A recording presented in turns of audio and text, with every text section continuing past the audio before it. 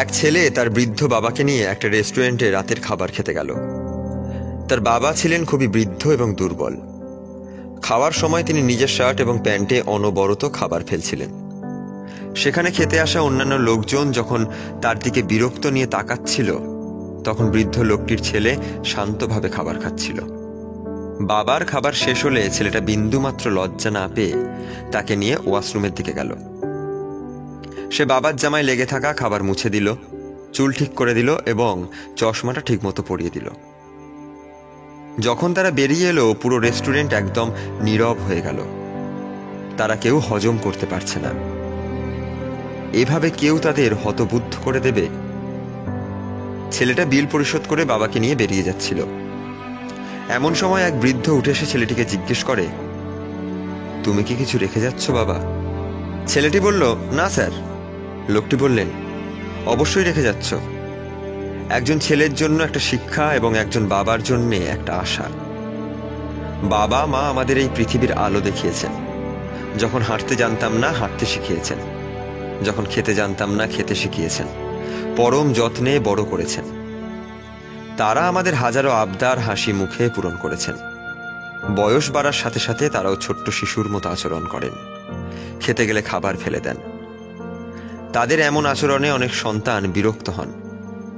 বিরক্ত হওয়ার আগে আমাদের একবার ভাবা উচিত, আমরা যখন ছোট ছিলাম আমরাও অনেক বিরক্তিকর আচরণ করতাম, যা তারা সহজেই হাসি মুখে মেনে নিয়েছেন। আমাদের সেই মানুষগুলোর যত্ন নেওয়া উচিত, যারা এক সময় আমাদের যত্ন নিয়েছেন। এবার আরেকটি গল্প শোনা যাক।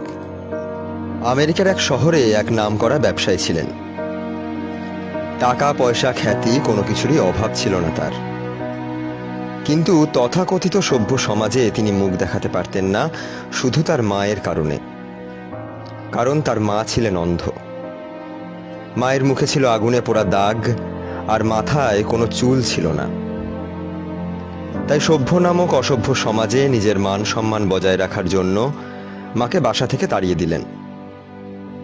বেচারি অন্ধ মা কেঁদে কেঁদে রাস্তায় রাস্তায় ঘুরে বেড়াচ্ছিলেন। হঠাৎ দুর্ভাগ্যবশত একটি গাড়িতে ধাক্কা লেগে বৃদ্ধা মা মারা গেলেন। মায়ের মৃত্যুর খবর শুনে ছেলে খুব একটা কষ্ট পেলেন না। মনে মনে ভাবলেন, আপদ বিদায় হয়েছে। কিছুদিন পর ওই ব্যক্তি কোনো একটি ডকুমেন্ট খুঁজতে খুঁজতে মায়ের ঘরে মায়ের লেখা একটি ডায়েরি পেলেন।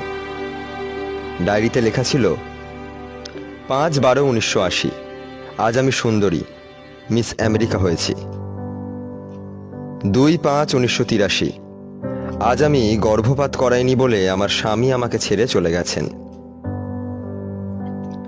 7/3/1985, আজ আমার বাড়িতে আগুন লেগেছিল। আমি বাইরে ছিলাম, আর আমার কলিজার টুকরো ছেলে বাড়ির ভেতরে ছিল। নিজের জীবন বাজি রেখে শুধু ছেলের জীবন বাঁচাতে গিয়ে আগুন লেগে আমার চুল এবং মুখ পুড়ে আমার সমস্ত সৌন্দর্য শেষ হয়ে গেছে। তাতে আমার বিন্দু মাত্র দুঃখ নেই। তবুও আমার কলিজার টুকরো ছেলের চোখ দুটো আমি বাঁচাতে পারিনি। 7/15/1985, আজ আমার নিজের চোখ দুটো আমার ছেলেকে দিতে যাচ্ছি, যাতে সুন্দর পৃথিবী সে প্রাণ ভরে অবলোকন করতে পারে। আমি তো অনেক দেখেছি, আমার চোখে না হয় আমার ছেলে পৃথিবীটা দেখুক, এতেই আমার শান্তি। The end of my life diary. ডায়েরিটি পড়ে ছেলে পাগলের মতো অঝোর ধারায় কাঁদতে আরম্ভ করল। যারা মা বাবাকে অবজ্ঞা করেন তারা পৃথিবীতেই নরক যন্ত্রণা ভোগ করেন। তাই সবসময় বাবা মাকে ভালোবাসা উচিত।